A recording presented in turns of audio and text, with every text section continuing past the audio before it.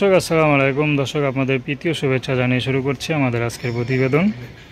তো দর্শক দেখতে পাচ্ছেন আমাদের সামনে এক আপু দাঁড়িয়ে আছে, আমরা তার গল্পটা শুনবো। আপু আসসালামু আলাইকুম। ওয়ালাইকুম সালাম।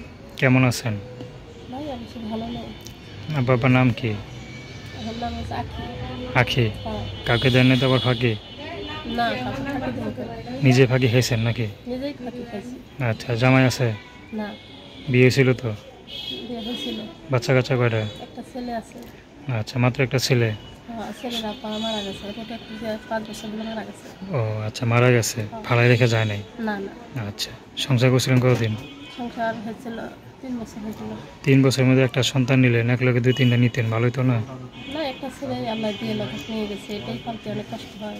আচ্ছা আচ্ছা, এটাই পালতে কষ্ট হয়ে যাচ্ছে। হ্যাঁ, মাদ্রাসায় লেখাপড়া করতে গেছি, হাফিজ মাদ্রাসায়।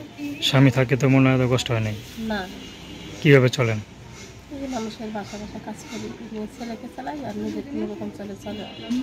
থাকেন কোথায়? থাকেন কোথায়? থাকি ঢাকা আসেন না। বাবা মা নাই? আছে। কি করে? ওনারাও অসুস্থ। আমার আব্বা একজন প্রতিবন্ধী আর মা অনেক মা হচ্ছে ওনাটাই দিতে চাই, ওরাও অসুস্থ, দুজনে অসুস্থ। আচ্ছা, তো স্বামীটা অকালে মারা গেল, কষ্ট লাগে না? কষ্ট লাগবে, কি করা যাবে।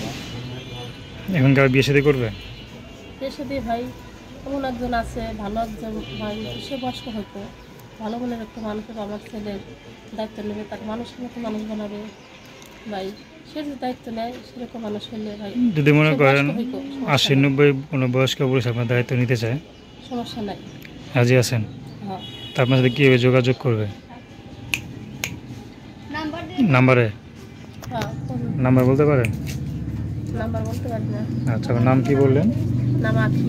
আখি, কাউকে দেন এই ফাঁকি। তো ফাঁকি দেওয়ার আগে স্বামী মারা গেছে, তো এখন একটা বিয়ে করতে চায়। যদি 70-80 কোনো বয়স্ক পুরুষ হয়, আপু রাজি আছে না? ঠিক আছে। আচ্ছা, তো তার নাম্বারটা 01782312307। আমি নাম্বারটা আবারও বলছি 01782312307। তো দর্শক প্রেম, ভালোবাসা, সাহায্য সহযোগিতা, বিয়ে শাদী করা একান্ত আপনাদের ব্যক্তিগত ব্যাপার। তো আসুন আমরা 5 ওয়াক্ত নামাজ পড়ি, সর্বদা দেশের সেবা করি।